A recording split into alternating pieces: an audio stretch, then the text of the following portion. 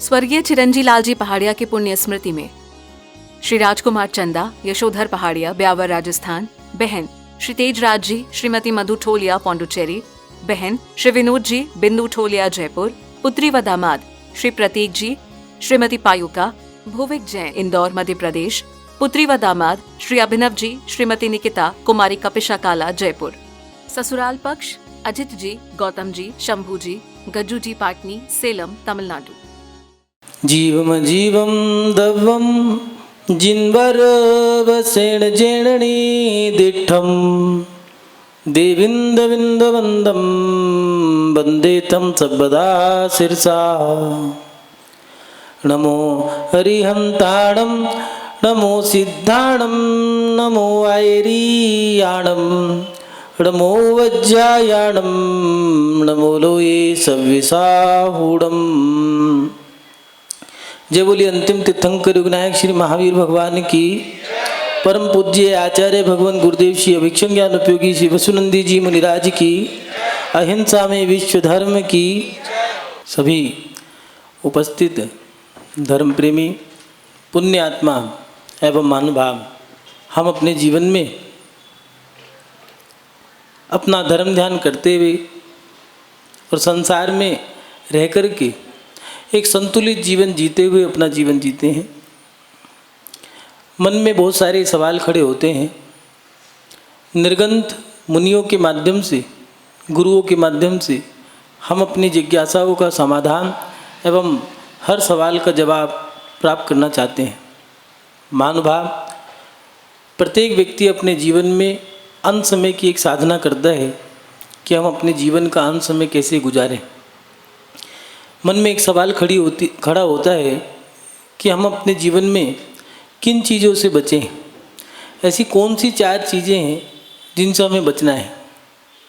तो महानुभाव, आचार्य अमोघवर स्वामी जी, जो लगभग 8वीं-9वीं शताब्दी में हुए, आचार्य जिनसेन स्वामी के सानिध्य में इन्होंने अपना राज्य इस समय गुजारा और राज्यकाल के बाद इन्होंने धर्म में अपना समय जो दिया है, दीक्षा लेकर के मुनि अवस्था ग्रहण करी और आचार्य पद को प्राप्त करने के बाद गूढ़ रहस्य में ग्रंथों की रचना करी। और उसी में ही आचार्य अमोघवर स्वामी जी ने प्रश्नोत्तर रत्नमालिका की 20 नंबर की तालिका में हमें हमारे इस सवाल का जवाब उन्होंने 8वीं-9वीं शताब्दी में दे दिया। आचार्य अमोघवर स्वामी जी लिख रहे हैं, कंठकते रप्य सुभी कस्यात्मानो समर्पते जातु मूर्खस्य विषादस्य च गर्वस्य तथा कृतज्ञस्य। हमें अपने जीवन में अगर बचना है तो ऐसी वो कौन सी 4 चीज़ें हैं जिनसे हमें बचना होगा। तो यहाँ अमोघवर स्वामी जी लिख रहे हैं, हे भगवान, प्राणों के कंठगत हो जाने पर भी अपने को किसके अधीन नहीं करना चाहिए? मूर्ख के। दूसरा, विषाद युक्त उस व्यक्ति के, घमंडी जिसे अहंकारी भी कहे, तथा कृतघ्नि, इनके अधीन कभी नहीं होना चाहिए। महानुभाव, थोड़ा समझें हम इस बात को भी। मूर्ख से, मूर्ख माने अज्ञानी भी होते हैं और मूर्ख तो आप सब जानते ही।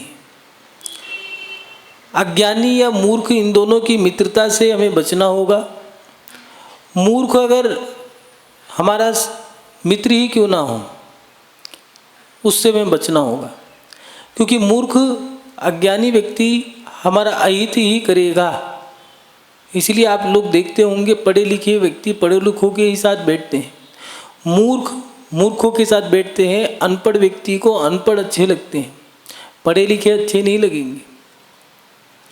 ऐसे ही मूर्ख के लिए दिया है कि मूर्ख अपने बीच में, मूर्खों के बीच में बैठेगा, मूर्खों को ही बिठाएगा। लेकिन अगर किसी ज्ञानी व्यक्ति के साथ कोई मूर्ख लग गया तो उसका तो जीवन बर्बाद है। एक राजा ने अपने सेवकों को आदेश दे दिया कि ये मेरा प्रिय जंतु है, इसकी आप लोग रक्षा करें। और वो नाचता, राजा के साथ रहता, उछलता कूदता, सब काम करता। और राजा ने उस जानवर को अपना एक दायित्व सौंप दिया। राजा उसे बहुत चाहता था और राजा का वो भी प्रिय था, और राजा भी उसे अपना स्नेह देता था।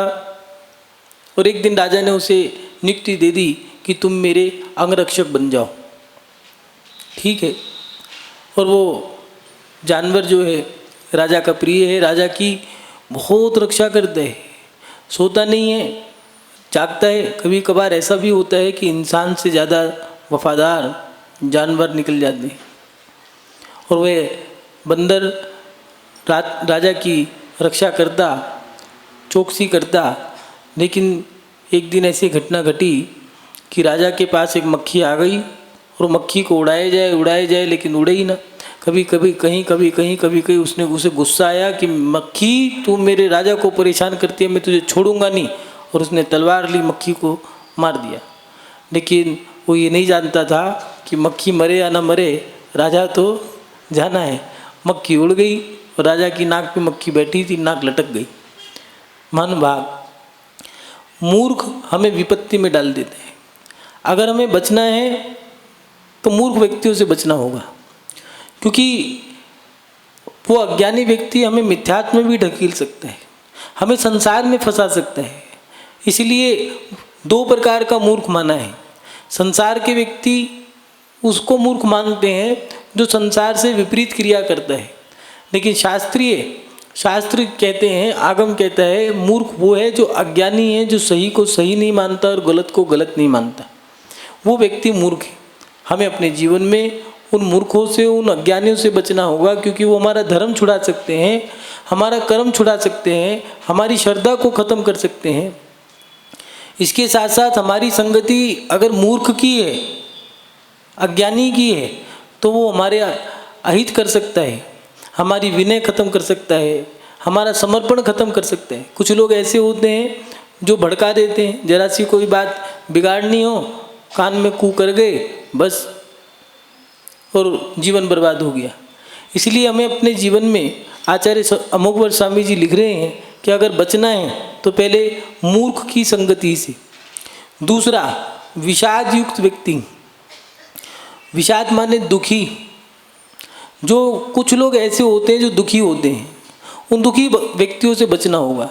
इसके साथ साथ नकारात्मक, कुछ लोग रोते रहते हैं, कुछ का तो चेहरा ही ऐसा होता है रोने जैसा, हंसे तो भी लग रहा है रो रहे हैं, वैसे तो रोते ही रहते हैं। दुखी व्यक्ति बैठेगा तुम्हारे बीच में तो तुम्हें दुखी करेगा। कहीं मातम मन रहा हो और तुम्हें खुशी है, तुम्हारे यहाँ घर में अच्छी कोई क्रिया हुई है, तुम्हें बड़ी खुशी है, और तुम उस स्थान पे पहुँच जाओ जहाँ मातम मना रहे हैं, जो दुख मना रहे हैं, तो वहाँ तुम अपनी खुशी को छुपा लोगे, वो माहौल तुम्हें बदल देगा। आत्मा का कल्याण करना है तो अंतरंग से उत्साह भी प्रकट करना होगा। कुछ लोग हताश रहते हैं, निराश रहते हैं। ऐसे व्यक्ति जिसके साथ में जाएंगे उसको भी हताश कर देंगे, निराश कर देंगे, या फिर किसी की आत्मशक्ति मजबूत नहीं है, not strong to will power, उनकी आत्मशक्ति कमज़ोर है। बस क्या होगा, कैसे होगा, कौन करेगा, कब होगा, हे भगवान ना जाने क्या होगा, इन सवालों के रहते वो कुछ नहीं कर पाते। जीवन भर अपनी जिम्मेदारियों के ठीकरे को संभालते हैं लेकिन जिम्मेदारी निभा नहीं पाते। बस यही सोचते रहते हैं होगा क्या, क्या होगा, कैसे होगा। जरा सा किसी ने कुछ कहा नहीं, पहले से चिंता से भरा था, जरा सा कुछ कह दिया तो आंखों में आंसू आ गए, रोना शुरू कर दिया। ऐसे दुखी व्यक्ति अगर तुम्हारे साथ रहेंगे तो वो तुम्हें दुखी कर देंगे। कुछ लोगों का चेहरा ऐसा होता है, उनको देख करके मन करता है चलो इससे बात करें, और कुछ लोग ऐसे होते हैं मरे मन के, उनको देख करके तो अपना उत्साह हो तो वही टल जाए। कभी कभार ऐसा होता है मन करता है चलो बात करने का, किसी से मिल ले, बात कर ले, चलो पड़ोसी के यहाँ चले जाएं। एक पड़ोसी के यहाँ तो सब लोग सोचते हैं कि इसके यहाँ बैठे, और वो भी कह रहे हैं कि हमारा मकान हो गया है, सराया हो गया, जो देखो वो यहीं आना चाहता है। औरों के घर भी तो है, नाश्ता नहीं करना है, भोजन नहीं करना है, बस वहाँ बैठ के अच्छा लग रहा है, ऊर्जा आ रही है, मन करता है बस यहीं बैठे। पुरुषों में भी कहीं की ऐसी दुकान होती है कि वहीं पर ही धमा चौकड़ी बचेगी। 4 चंडाल चौकड़ी हैं, होते हैं कुछ 4 कसाई युक्त व्यक्ति, या कुछ सज्जन पुरुष, या फिर कुछ धर्मात्मा, तो उनको भी ऐसे व्यक्ति के पास जाकर के बैठ रहे हैं जहाँ पर वो व्यक्ति परेशान है, क्यों यहीं पर ही क्यों आते भैया, मना भी नहीं कर सकते, अब करें क्या। लेकिन उसके अंतरंग में इतना उत्साह है कि लोग चाहते हैं कि हम इससे बात करें, इससे बोलें, इसके पास बैठने से हमें ऊर्जा मिल रही है। रोते व्यक्ति के पास बैठने से हमारी ऊर्जा खत्म होती है, नकारात्मकता आती है। जो हताश होते हैं, निराश होते हैं, उदास होते हैं, अगर हम उनके साथ बैठें तो हम भी हताश हो जाते हैं, निराश हो जाते हैं। और कुछ लोग ऐसे होते हैं, कोई नहीं, सब हो जाएगा, मैं कर लूँगा, चिंता मत करो, तुम तो मुझे बता दो, मैं कर लूँगा, और वो कर भी लेता है। और ये व्यक्ति है कर लेगा, लेकिन कैसे होगा पता नहीं, क्या होगा, होगा भी या नहीं होगा, चिंता मत कर, तू रहने दे, हम अपने आप कर लेंगे। कुछ लोग अच्छे भी होते हैं, लेकिन कुछ लोग ऐसे होते हैं जैसे कि बने रहो पगला, काम करेगा अगला। तो ऐसे भी होते हैं कुछ लोग कि भैया एक काम करो, माहौल को देख के, अब तो अपन तो थक गए, क्या होगा, कैसे होगा, चिंता मत करो, हम कर देंगे, ठीक है मेरा काम बन गया, तुम करो, मैं तुझे गया। ये चापलूसी में आ जाते हैं। लेकिन दुखी व्यक्ति जो है उससे भी हमें बचना होगा। वो हमारे मोक्ष मार्ग में, हमारे पुरुषार्थ में, हमारी कामयाबी को मिलने में या हमारे लक्ष्य तक पहुँचने में वो व्यक्ति विघ्न है, वो एक अड़चन है, वो एक रोड़ा है, उसको हटाना होगा। पढ़ने वाले बच्चे, युवा, कुछ लोग ऐसे मिल जाते हैं उन युवाओं को जो वो उनको हताश कर देते हैं, उनको निराश कर देते हैं। कुछ तो माता पिता ही ऐसे होते हैं, बच्चों को अगर कामयाबी प्राप्त करनी है, बाहर जाना है, तो माँ पहले ही 4 दिन से उन्होंने रोना शुरू कर दिया, आँख में आंसू एक भी नहीं है, बस मुंह ऐसा बना लिया है जैसे कि उस पर 12 बज रहे हो। वो इतना हताश बच्चों को कर देते हैं, इतना निराश कर देते हैं कि बच्चे, कई बार तो ऐसा होता है कि अपनी नौकरी छोड़ दी, पढ़ाई छोड़ दी। वो उदास व्यक्ति हमारी ऊर्जा के साथ साथ हमारे अंदर नकारात्मकता पैदा कर देते हैं। इसलिए आचार्य भगवान कह रहे हैं कि मोक्ष मार्ग पे बढ़ने वाले व्यक्ति को, या धर्मात्मा कोई व्यक्ति है, या जो अपने मंजिल को, अपने लक्ष्य को प्राप्त करना चाहता है, वो एक तो मूर्खों से बचे, अज्ञानी मूर्ख। दूसरा, इसके साथ साथ वो विषाद युक्त व्यक्ति, जो दुखी व्यक्ति हैं, उन व्यक्तियों से जिनका चेहरा ही दुखी सा है। किन्हीं को हंसाओ, भैया हंसते क्यों नहीं हो, हंसो। वो कहते हैं भी हमारा तो चेहरा ही ऐसा है। एक व्यक्ति को योग का समय था, योग करा रहे थे, उससे कहा हंसने वाली एक मुस्कुराहट वाली एक्सरसाइज होती है, उसे कहा हंसो ऐसे, हा हा हा हा। अब वो हंसे, उससे कहा मुंह खोल के हंसो, जोर से हो सके, और जोर से हंसो, हंसता नहीं हंसता। तो कहता है देखो 20 साल में पहली बार हंसा हूँ, इतना भी हंसाना है हंसाओ, नहीं तो जाता मैं। कुछ लोग होते ही ऐसे हैं, उनके घर में आने के बाद बच्चे डर जाएंगे, पत्नियां अपने काम में लग जाएंगी, नौकर कहीं बिलों में छुप जाएंगे। उन चेहरों से हमें बचना है, उन दुखी व्यक्तियों से बचना है। क्यों? क्योंकि वो हमें हताश करते हैं, निराश करते हैं, उदास करते हैं, हमारे अंतरंग की शक्ति को छीन लेते हैं, हमारा उत्साह कम करते हैं। इसलिए आचार्य अमोघवर स्वामी जी ने भी दिया कि विषाद युक्त व्यक्तियों से बचें। तीसरा, घमंडी, जो घमंडी हैं, अहंकारी हैं, उन अहंकारी व्यक्तियों से हमें बचना होगा। क्यों? क्योंकि अहंकारी व्यक्ति काम बिगाड़ने की काम आता है। कभी भी किसी को रिश्ते तोड़ने हो तो अहंकार का काम, अहंकार इस्तेमाल कर ले। उदाहरण के लिए, रावण में अहंकार था, विभीषण का रिश्ता टूट गया। रावण में सरलता थी, विभीषण का रिश्ता राम से जुड़ गया। कभी अगर रिश्तों को तोड़ना हो, खटास पैदा करनी हो, तो अपने जीवन में अहंकार स्वीकार कर लेना। आप पीछे लौट जाओगे, लक्ष्य से तो हटोगे, लोगों की निगाहों में भी गिर जाओगे। अहंकारी व्यक्ति के पास बैठने का मन नहीं करते, उसके कंधे चढ़े रहेंगे, चेहरा उसका अलग ही दिखेगा, वो व्यक्ति कुछ अलग ही होगा, अपनी हर बात में अपनी बात को कहेगा। जैसे पैसा है, मोबाइल लाया है नया, तो मोबाइल दिखाएगा, बार बार उसको रुमाल से साफ कर रहा है। क्यों भैया, एक बार जब साफ कर ले तो क्या जरूरत है 4 बार साफ करने की। कपड़े अगर नए पहन के आया है, बढ़िया से कपड़े पहन के आया है, तो बार बार उन कपड़ों पे ऐसे ऐसे करता रहेगा। तो अब दिखाएंगे, देखे कौन, कैसे देखे। और कुछ लोग तो ऐसे, जैसे मान लो सोने की चेन पहन लिया, उसको हाथ में लेके घुमाते रहेंगे। अब वो पूछे तो सही, कहाँ से बनवाई, कितने की बनवाई, किससे बनवाई, क्यों बनवाई, कितने दी, किसने दी। पर्व पे अगर कोई किसी व्यक्ति ने जन्म दिवस उत्सव महोत्सव पर कोई इनाम दे दिया है तो वो हाथ में लेके बैठा है कि लोग मुझसे पूछें कि मेरे पास ये क्यों है, कितने का है। ये अहंकारी व्यक्ति की क्रियाएं कुछ ऐसी होती है कि वो चाहेगा मुझे आगे से आगे बैठने का मौका मिले, क्यों, पीछे वाले सब मुझे देखें। ये अहंकारी व्यक्ति की चाल ढाल अलग होगी, झुकेगा नहीं, और पैसे वाला होगा तो देख लेना पैसे वाले के साथ बैठेगा, गरीब उसे अच्छे नहीं लगेंगे, इन्फेक्शन हो जाएगा, दूर हो जाओ। जब खुद गरीब था तो कोई बात नहीं, अब पैसे वाला हो गया है, डिटोल से साफ हाथ करो। ये अहंकारी व्यक्ति हमारे लक्ष्य को पीछे ढकेलने में काम करता है। अहंकार हमें बिगाड़ने का काम करता है। अहंकार से अहंकारी व्यक्ति हमें पीछे ढकेलने का काम करता है। इसके साथ साथ अहंकार के कारण हम अपने रिश्तों में खटास पैदा कर देते हैं। हमें जो लक्ष्य प्राप्त करना है वो लक्ष्य प्राप्त नहीं कर पाते। इसलिए अपने जीवन में अहंकारी व्यक्ति से बचो, वो हमारा पतन करने का काम करता है। हमें जो काम करना है वो नहीं करने देगा। कुछ लोग ऐसे हैं कि मान लो सामर्थ्य नहीं है पैसा खर्च करने की, लेकिन उसको दिखाने के लिए, मात्र दिखाने के लिए ज़्यादा खर्च करना पड़ रहा है। गुजारा तो वो कर सकता है थोड़े में, लेकिन क्या करें, गाड़ी भी तो चाहिए, घर के अंदर फ्रिज भी तो चाहिए। क्यों? क्योंकि मेरे अहंकार की पुष्टि इस सामग्री से होगी। बाकी दूध लेने के लिए वो पैदल भी जा सकता है, लेकिन क्या करूं, 4 लोग तो स्कूटी पे आते हैं, मैं अकेला पैदल क्यों जाऊं, मुझे स्कूटी चाहिए। मुझे मोबाइल चाहिए, जबकि मोबाइल पे हेलो बोलना है, चलाना नहीं आता। एक महिला स्क्रीन टच का मोबाइल लेके घूम रही है, उम्र है उसकी 85 साल। अब उस पर फ़ोन आ गया है तो सामने वाली महिला से कह रही, क्यों री, ये कैसे चले, बता तो दे। जब तुम्हें चलाना नहीं आता तो लिया क्यों। अब उसको दिखाने मात्र की, मेरे अहंकार की पुष्टि भी हो क्या, मेरे पास भी कुछ है। ऐसा व्यक्ति हमारे जीवन में अगर वो संगति हम उसकी संगति बना लें तो वो हमारे जीवन का पतन करता है।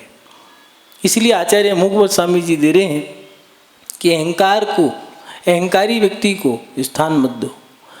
एक घटना घटी आचार्य श्री विमल सागर जी के समय में। उनसे किसी ने पूछा कि जीवन को कैसे जीना चाहिए, ऐसा कोई उपदेश दीजिए कि आप तो समाधि कर रहे हैं, समाधि करते करते अब अंतिम उपदेश दे के जाओ। तो उन्होंने मुंह खोल दिया, हाँ, बंद कर लिया। तो फिर कहने लगे, आचार्य श्री कोई तो उपदेश दो, अंतिम उपदेश जो हम अपने जीवन में उसको धारण करें। तो उन्होंने कहा, दिया ना उपदेश। क्या दिया आपने? कह रही, मुंह खोला ना। क्या मुंह में कुछ था क्या? कहने कुछ नहीं था। क्यों खोला फिर? क्या उपदेश दिया इसमें? कहने लगे, मुंह के अंदर जीभ थी, तुम्हें दिखी नहीं क्या? तो यही उपदेश दिया कि जीभ बचपन से जब जन्म लेते हैं तब से आती है, मरण तक रहती है। दांत उनमें अकड़ होती है, लोगों को दबाते हैं, काटते हैं, जन्म के बाद आते हैं, मरण से पहले चले जाते हैं। इसलिए अपने जीवन में जीव जैसी लचक पैदा करो, अहंकार पैदा मत करना, क्योंकि दांत की तरह गिर जाओगे, तोड़ देंगे, टूट जाएंगे। मानो बात, हम अपने जीवन में अहंकारी व्यक्तियों से बचें।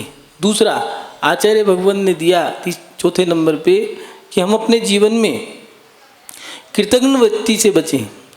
जो कृतज्ञ है, एहसान फरामोश, जो तुम्हारे उपकारों का उपकार नहीं मानता है, ऐसा व्यक्ति, अगर मान लो किसी ने जमाई के ऊपर एहसान कर दिया है, बेटी को अगर कुछ दे दिया और अगर वो एहसान मांगता है तो वो कहता है कि मेरे सास ससुर ने मुझे बहुत कुछ दिया, ये उनकी कृपा है कि मैं आज यहाँ तक हूँ। और अगर कोई एहसान फरामोश मिल जाए, कितना भी दे लो, सोना दे लो, चांदी दे लो, बेटी को साड़ी दे लो, सास ससुर को दे दिया, उसके बहन को दे दिया, उसके भाई को दे दिया, उसके बच्चों के लिए भी एफडी करा दी, मकान भी दे दिया, प्लॉट दे दिया, हर त्योहार पे खाने की सामग्री, इसके साथ साथ धन दौलत सब कुछ देते, फिर भी एक ही शब्द निकलेगा उसके मुंह से, दिया क्या? कुछ होते हैं ऐसे कि उनके लिए कितना भी कर दो।